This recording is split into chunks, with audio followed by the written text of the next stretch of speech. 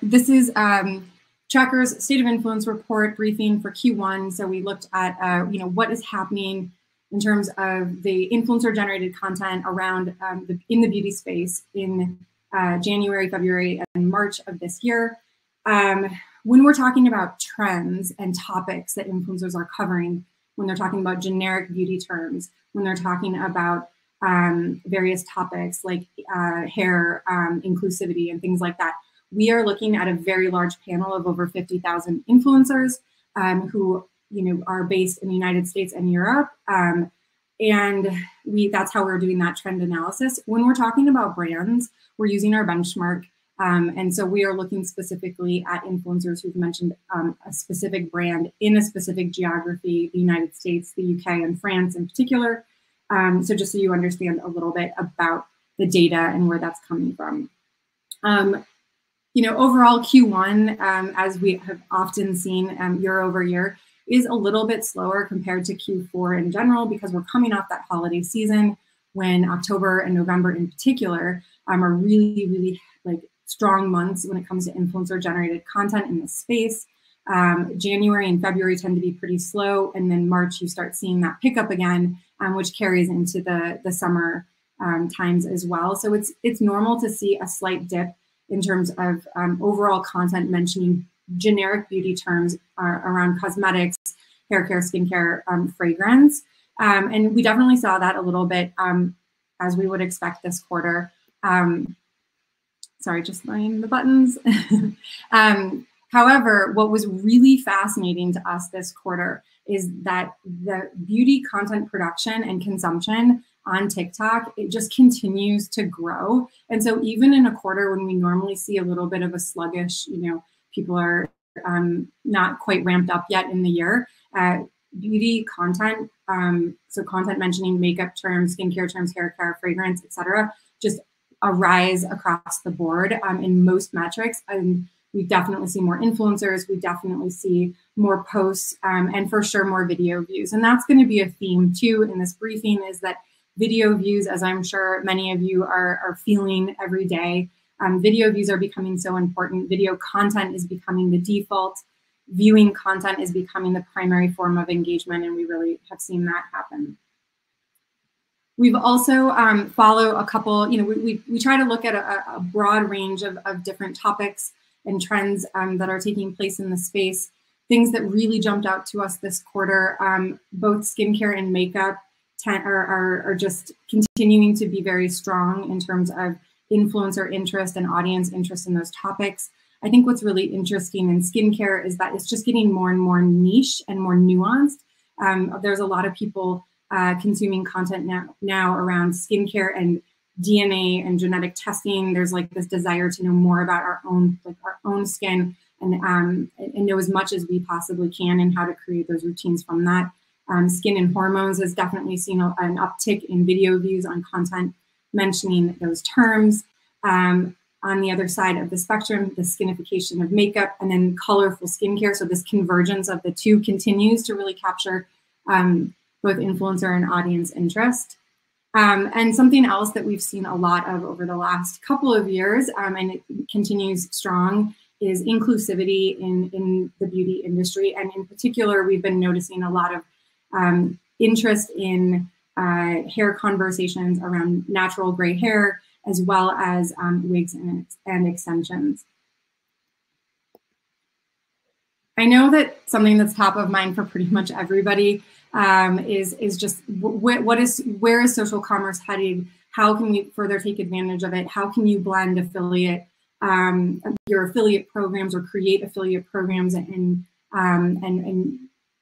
work that into your influencer strategy as well? We definitely saw a dip in sort of some of the social commerce terms that you would expect around live shopping and things like that.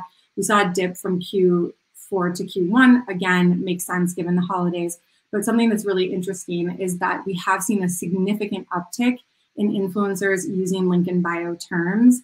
And some of the top 5 that we looked at, the top 5 among the more than, I think, 15 that we looked at are listed here on the right. But you can see influencers are mentioning these terms even more than in Q4, which is really interesting. A lot of video views on that content too. we keep seeing that.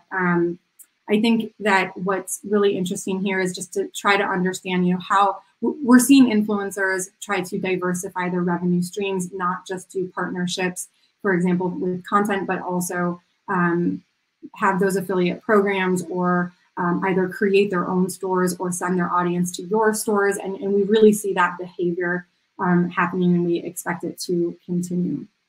I would actually love to just stop here for a quick second and ask Stephanie to pull up a poll real quick to understand a little bit where you are all at when it comes to social commerce, and specifically which platforms are you leaning into? And actually, I think I can share it myself, so I'll do that. Here we go. Which platforms are you leaning into for social commerce and affiliate programs in particular this year? Would love to get a sense for where people are thinking or spending their energy right now. And we'll give you all sort of a little bit here. I think that this is a really interesting phenomenon to sort of watch influencers and creators diversify their revenue streams. And we've definitely, seen influencers branching out and not just having, paid partnerships as their only form of income, but also, like I said, creating these stores, and it's pretty interesting. So it looks like Instagram is definitely winning at 57%, TikTok following at 35%, and YouTube as well, which is really interesting. Thank you. We can get more into that too in the Q&A and discussion part. Going back up my slides. So with that, I'd like to transition a little bit into the actual success stories from Q1, and specifically, and Claudia is going to come back on stage here in a moment and talk us through some of those examples. Before we do that, though, I just wanted to call out that in the report you will see top 10 lists and for each country that we looked at. And in those top 10 lists, we're breaking those out by top performance by VIT. We're looking at top influencer loyalty and top content efficiency.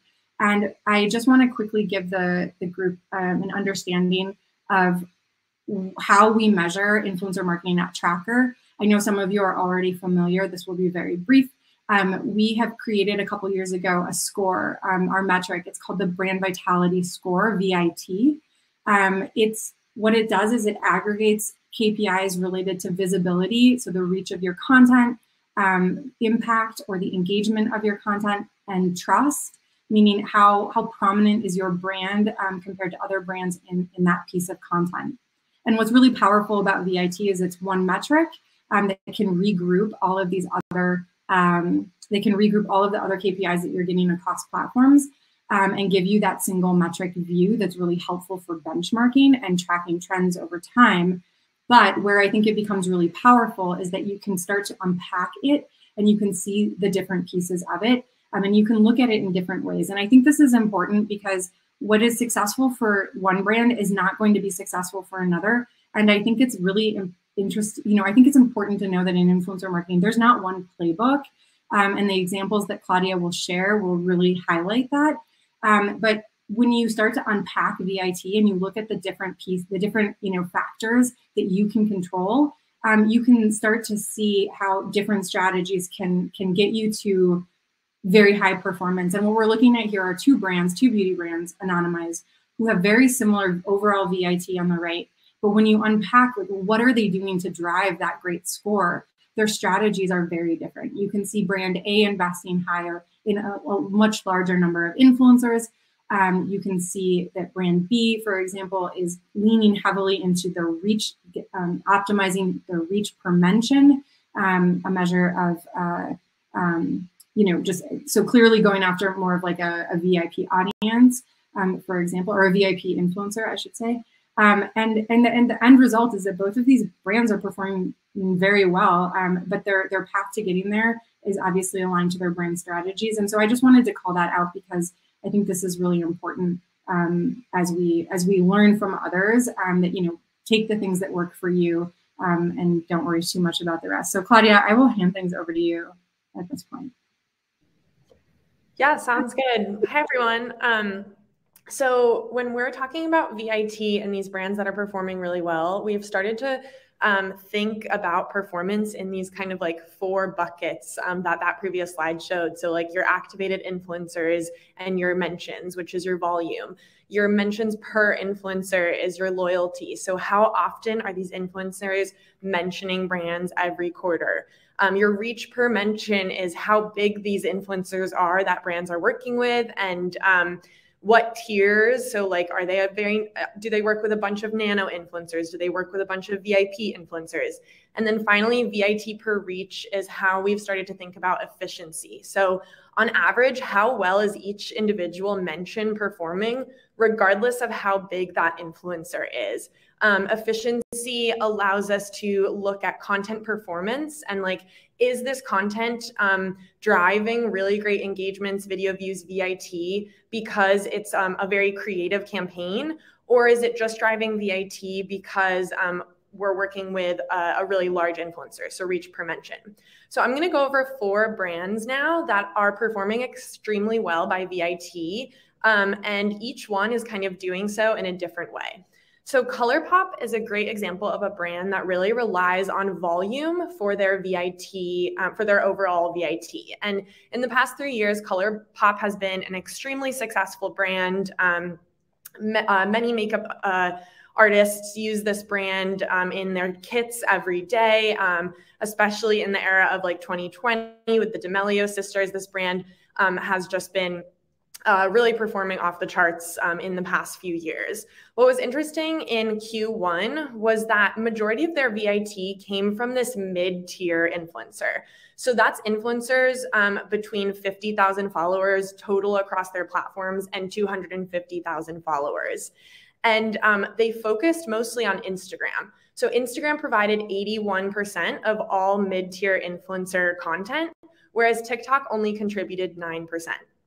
What's really fascinating about this particular brand and their performance on Instagram is that they're relying on Instagram Reels and the fact that colorful, really creative looks are performing exceptionally well on Instagram Reels right now.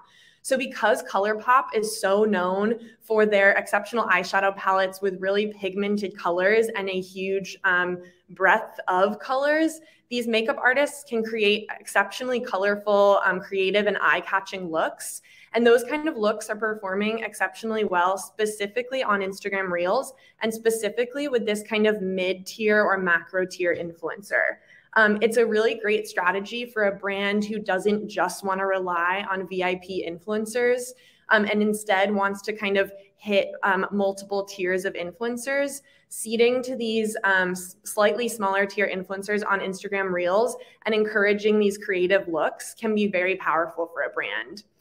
They also combined this strategy of beauty trends happening in the moment, so colorful eyes and grunge or goth makeup looks, with product promos that were actionable and creative. So they may have been using affiliate marketing or just an action that consumers can take from a specific post. So they're using like a multifaceted strategy, and it's definitely working for them.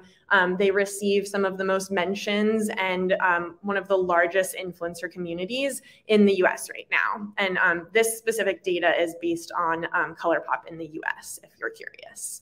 So that's a great brand that's having some great VIT in Q1 of 2022, specifically focused on volume. And then we can go to the next slide to talk about a really efficient brand. So Pantene is getting some great VIT per mention as well as VIT per reach. And so they're a very efficient brand. They, in Q1 of this year, they were able to choose influencers in a very strategic way so that a majority of their mentions had a really large impact.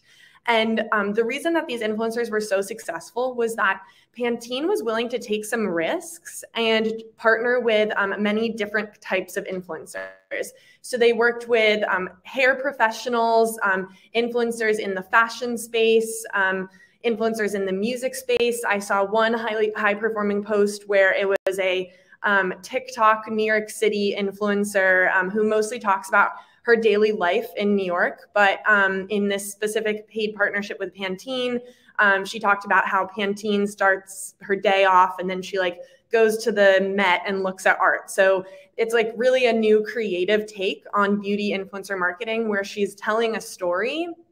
And these kind of risks and using different types of influencers has really paid off for Pantene. One influencer that performed extremely well for Pantene this past quarter was Caroline Vatsana.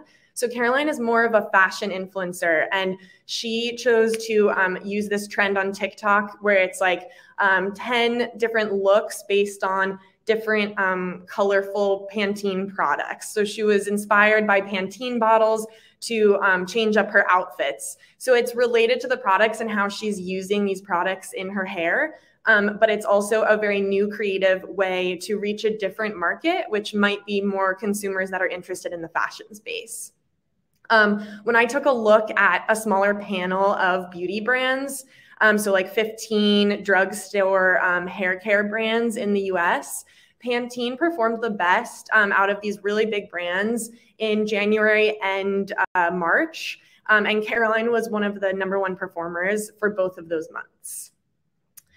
Okay, taking a look at the next slide, Matrix performed exceptionally well by loyalty, specifically in the UK, but is doing so in France and the US as well. So Matrix is another hair care brand, and something that we can take insight from the hair category generally is that the hair category partners with professional influencers extremely well. So the reason why a lot of these hair care brands like Matrix have a really high loyalty score, so once again, loyalty is mentions per influencer, is because they work with this large community of hairstylist influencer combos that are posting about Matrix over and over.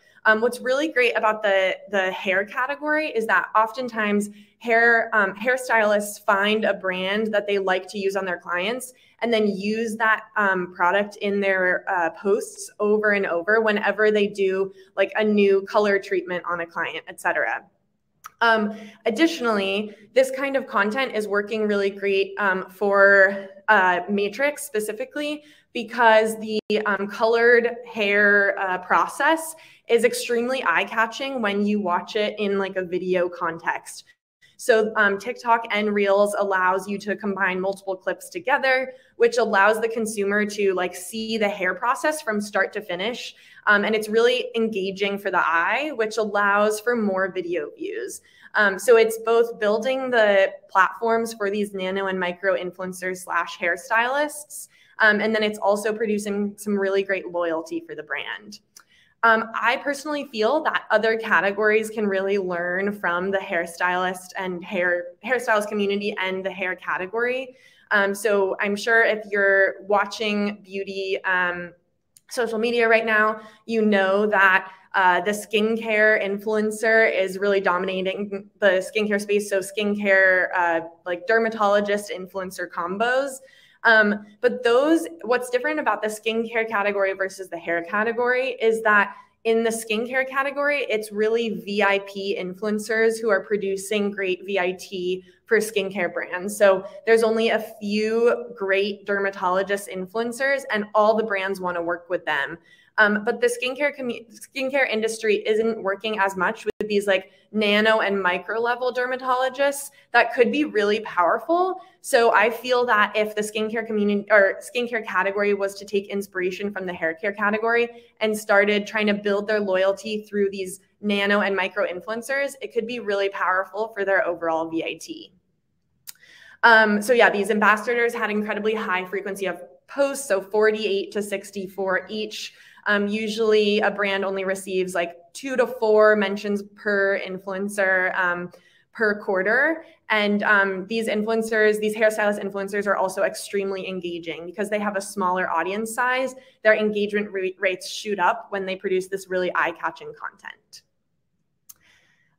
Okay, and then finally, we can take a look at Viktor and Rolf, who is another extremely efficient brand. So we talked about Pantene with efficiency. Now we'll talk a little bit about Viktor and Rolf. Viktor and Rolf is a fragrance brand, and I find the fragrance category really fascinating right now. We've seen some huge growth towards the end of 2021 and the beginning of 2022 in this category. And what's interesting is that in influencer marketing, the fragrance category really functions so differently than the other categories. Because if you think about it, when you spray fragrance on yourself, you can feel the effects of that fragrance throughout the day without ever looking in the mirror. It can completely change your like perception of your day and your feeling without ever it being like something where you look in the mirror. It's a little bit less like about your appearance and more about the feeling that fragrance gives you. So some content that was really performing well in Q1 of 2022 was this content that focused on storytelling. What feelings, emotions, and personas are tied to these scents? And Viktor and Rolf has really leaned into this idea of like, what is the feeling that this fragrance gives you? So when Flower Bomb, one of their most popular fragrances, launched a huge campaign last spring, it was all about like the sensation you received from these influencer posts was all about like running through fields and the freedom and like inspiration that this fragrance gives you. So this storytelling is really impactful for consumers and has really paid off for Viktor and Rolf.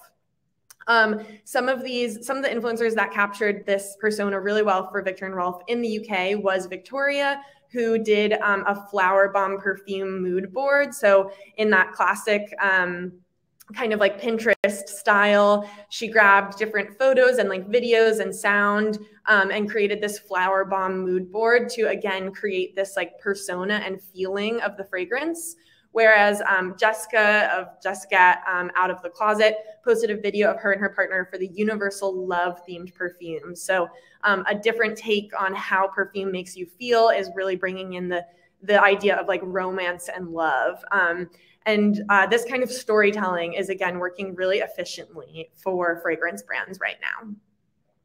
So those are just 4 brands performing really well using different strategies, and happy to take questions on their strategies or kind of this idea generally about how to kind of break apart VIT and go about your influencer strategy using these different methods of like volume, loyalty, efficiency, etc.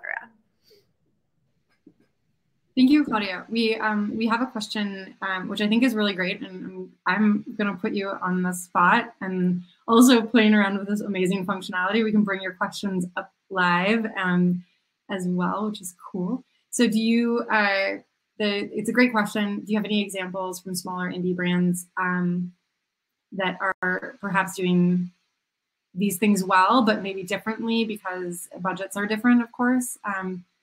When you're in an indie brand?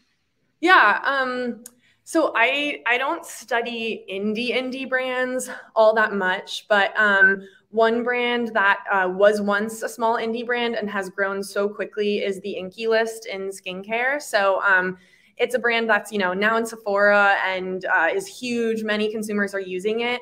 But the reason that it got that way is because it was extremely strategic with all of its influencer choices.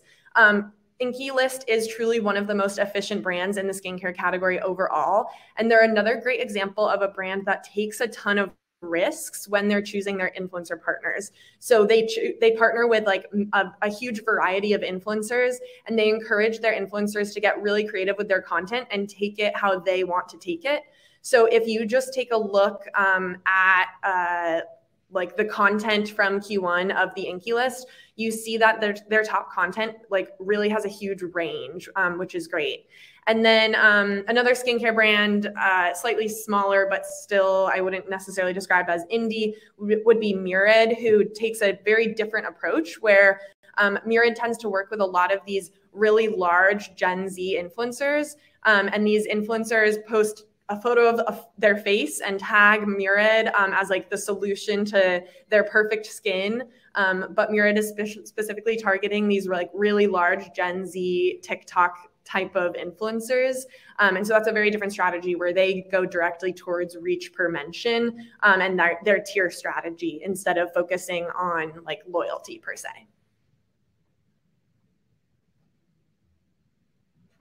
Thanks, Claudia. There is another question about, I'm gonna share this one now. So everyone can see it. Do you have examples of how hair care brands can tell a similar story to create that feeling? The storytelling. I also, like, I loved that example that you shared. I think fragrance has to do that because of the nature of its product, of course, and it's so hard to show a product like that. But I definitely, like, I'm excited to hear your thoughts on this one, because I do think that the whole idea of storytelling, now that we do have video, is so accessible, is really interesting. Yeah, I think you're right, Evy. The fragrance category does have to do that because they need to rely on this feeling, because it's not something you can see. So because that's something that they like have to do, that doesn't necessarily mean that the other categories can't do that. And in fact, they probably should be encouraged to lean into how these products make someone feel.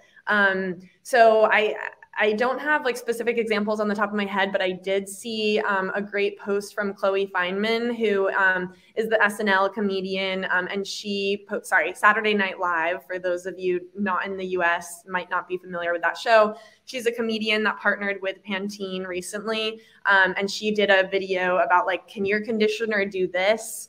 And it really did kind of like evoke this freedom that and like feeling that she was receiving from her great hair day. But I will try to think of some more examples of hair care brands doing that. I think that it's definitely something that the other categories should be leaning into. Yeah, and if anyone on the call has seen those, feel free to share them too in the chat as well. And we can all share. I know there's some questions in there too about VIT, and I think perhaps Stephanie, yep, she's on it. Never mind, she's got your answer for you. If you're curious of looking up your brand's VIT, we do have a public leaderboard that gives you a snapshot of that data for just a month. If you don't see your brand on there, just let us know. We can do our best to add it next month. Fantastic. So I really love this question. I will share it now. Do you have any suggestion for how to figure out which strategy is best for a brand? This kind of question is really based in like budgets as well as the size of your team. So for example, a brand that might have like a huge influencer marketing team simply has the manpower to be searching for new influencers all the time and seeding product to a huge community of influencers. So if that is your brand, then maybe leaning into volume and loyalty and discovery of new influencers is a great strategy for your brand.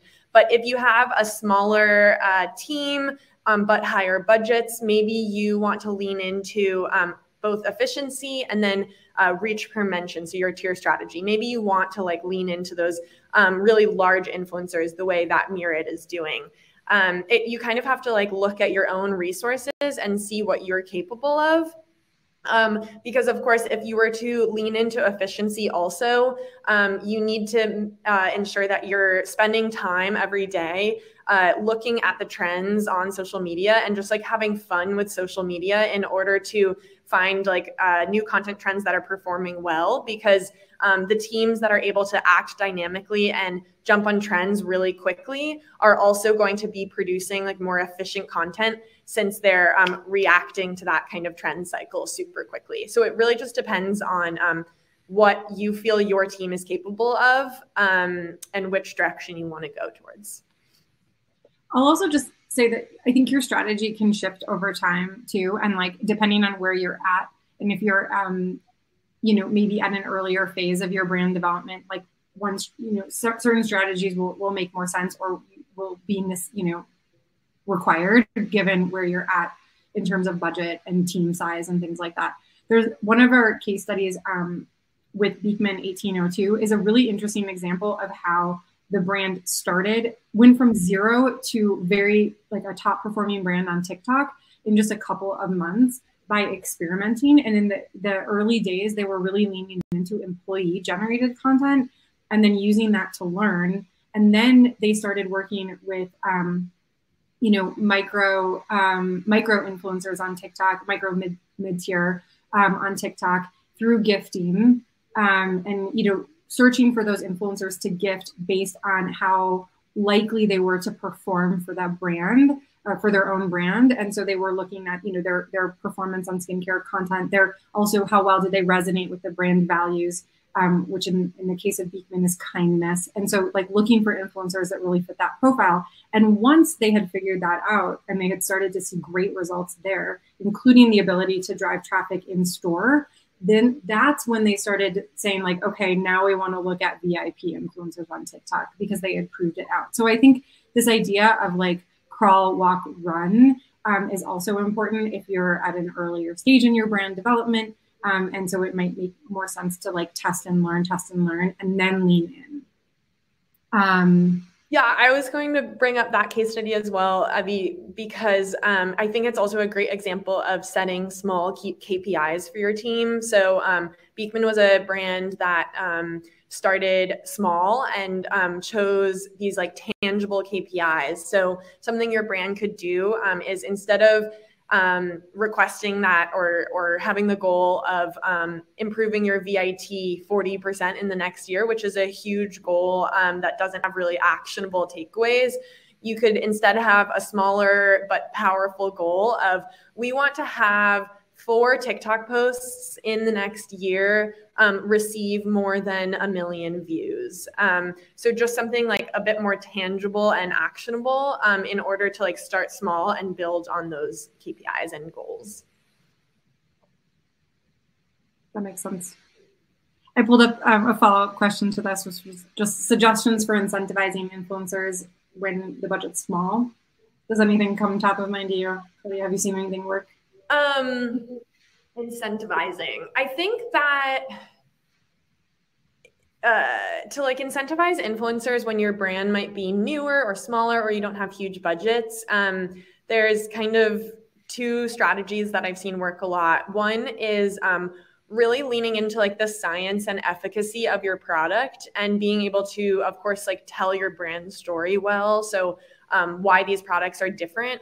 So many consumers in the beauty space and then influencers in the beauty space right now are so educated on beauty content. I think that a lot of influencer marketing teams make the mistake of assuming that beauty consumers know nothing about influencer or about the beauty industry and product formulations, et cetera, but actually really scientific information about the breakdown of ingredients and like why this specific ingredient is being used and why it works. That kind of content is performing really well and has been in the past year. So really being able to tell that brand story well and like explain that to your influencers.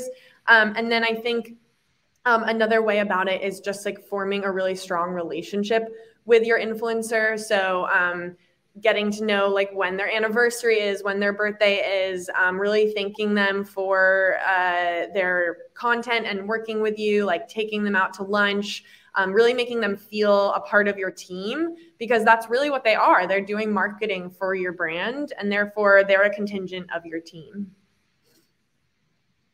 Absolutely. And I'm just pulling up Hannah's comment, just adding on to this. I think that's really great that, you as a brand can also help boost their content and get their profile out there. I think you always have to think about, what's in it for the partner. Like no matter who you are and what you're doing, it's always like, what's in it for the other side.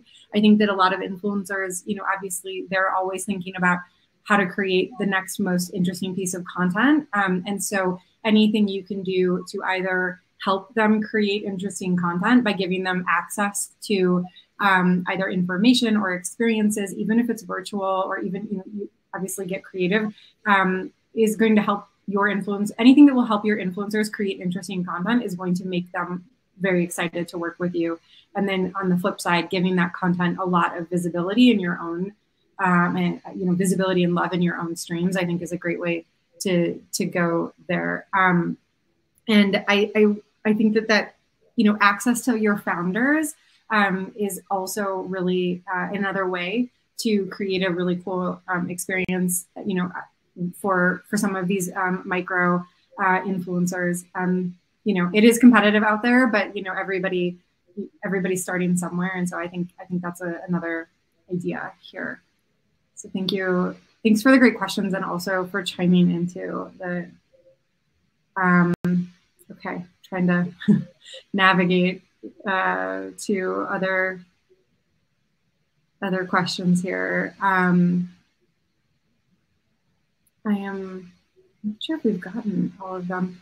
Let's see. I see Amy asking a question. I'll just pull it up here. Can someone at Traackr help assist in setting those smaller goals to guide and support the use of VIT in their market? And absolutely. So Amy, we'll follow up with you, and if anyone else has that question too, feel free to ping us or your customer success manager, and we can talk through that with you as well. Oh, we do have another one here. It's I'm trying to bring this up, but can we talk a little bit about examples when a brand has miscalculated something, you know, maybe gone down a route and then realized that it wasn't great, and then changed course? Do you have any that are coming to mind? Yeah, I don't want to like call out any specific brands, and I also think that in my memory, I have like more general ideas of this. I've definitely seen brands that were inexperienced in TikTok, and they decided that their first like foray into TikTok would be to go straight towards these like VIP and top influencers where they're paying huge dollars, and then that content didn't perform well. Often in that case, it's a situation where maybe the influencer wasn't encouraged to be as creative as they normally are. Maybe deliverables were really specific and focused on the brand's identity rather than letting the influencer kind of be unique to their brand. So I've seen that kind of like go poorly when the first step into TikTok is these like huge influencers. And then I've seen brands come back from that and kind of like step back and go smaller and work with some nano and micro influencers on either Reels or Instagram or TikTok to kind of experiment a bit more, as Evy says, before getting up to that like higher stage. Thank you. I am not sure if we have any other questions. I'm also struggling to get this one unshared. New technology, always good times. But let's see. Yeah. Oh, thanks, Steph. It's definitely, you know, this is a fast moving space. I feel like every quarter we learn something different. You know, there's always new trends. Obviously, there's new, you know, what's capturing attention changes, what's working seems to change, but also to the point, like, you know, what worked 5 years ago might work for you today too. Like that's maybe the fun and joy of marketing. I don't know. We have that same thing going on here. So there is a really cool, there's a comment here that I'm struggling to share that I just want to bring up, that you really have to allow for that creativity and authenticity. I think we've seen this continuously, that you've got to trust your influencers, which is why influencer selection is just so important, because if you can find the right partners and feel confident, then your brief doesn't have to be so prescriptive. I saw that there was a question about sharing maybe some examples of briefs. Let me see what we can do there. I do know from just talking to some of our customers that the less prescriptive, the better, that when you really are thinking about the brief, you know, it's about providing the influencer with the information they need to know. They need to know, you know, how does the product work? They need to know a little bit about your brand story. And they need to know what the purpose of the campaign is, so that they can craft that call to action that's going to get you the results you need. But allowing then for that creativity to shine is so important. So telling them to hold the product in a certain way, or to like do things in a certain order is just usually never going to work. Yeah, it's, you know, we all know when you see this, the inauthentic post, you just like skip. So, well, that's a really great question though, that was asked in the chat about examples of briefs. So we can definitely think about what we can do there and share back. Fantastic. Well, if there's no other questions, just jumping in here real quick to make sure. I think we're good. Thank you all so much for joining and for contributing. I hope you enjoyed this platform. I've certainly been having fun with it. I love being able to bring up your comments like this directly. And we also know that this platform, we can bring you up on stage. We didn't try that this time, but maybe next time it would be so fun to hear your stories as well and invite you up on stage. But thanks so much. If you have other questions for us about the state of influence beauty report, we'll follow up by email. So you'll have our email addresses and you can shoot those over to us. And we'll follow up directly with you all who ask specific questions and make sure we get back to you. So thanks so much for taking the time today. Thanks, Claudia, for joining me. Your insights and your examples are always so rich. So thank you. Thanks, Stephanie, for running point backstage. And yeah, thank you all for joining. Have a great day. Have a good one.